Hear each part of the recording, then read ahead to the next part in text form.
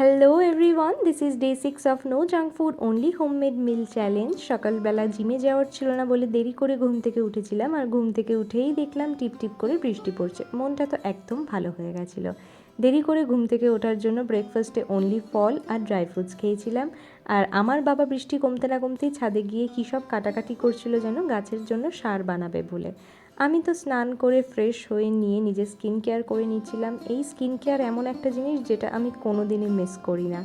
তারপর দিদি video call করেছিল, পোস্তর খাতা বেরিয়েছিল, পোস্তই সেটা আমাদেরকে দেখাচ্ছিল ও সব কিছুতে কত ভালো ভালো নাম্বার পেয়েছে।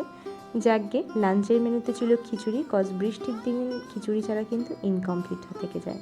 আর সারা দুপুরটা সেদিনকে আমি পড়াশুনো করেই কাটিয়েছিলাম, কারণ সকালবেলাটা তো দেরি করে ঘুম থেকে উঠেছি, কিছুই পড়তে পারিনি। এরপর সন্ধ্যাবেলায় টুকটুক করে হেঁটে চলে গেছিলাম জিমে। আর সন্ধ্যাবেলায় জিমের লাইটগুলো জ্বললে জিমটা যেন একটু আলাদাই সুন্দর লাগে। আর আজকে ছিল আমার লেগ ডে। আমার মুখটাই বলে দিচ্ছে ওয়েটটা আমার জন্য ঠিক কতটা ভারী। যদিও বাড়ি ফিরছিলাম হাসতে হাসতে, বাট বাড়ি এসে বুঝেছিলাম পায়ে ঠিক কতটা ব্যথা হয়েছে।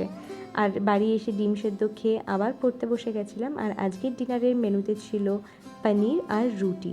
এরপর ডিনার কমপ্লিট করে আমি আজব প্রেম কি গজব কাহানি দেখছিলাম। আর এই বলিউডের রমকম মুভিসগুলো আমি খুব দেখতে ভালোবাসি।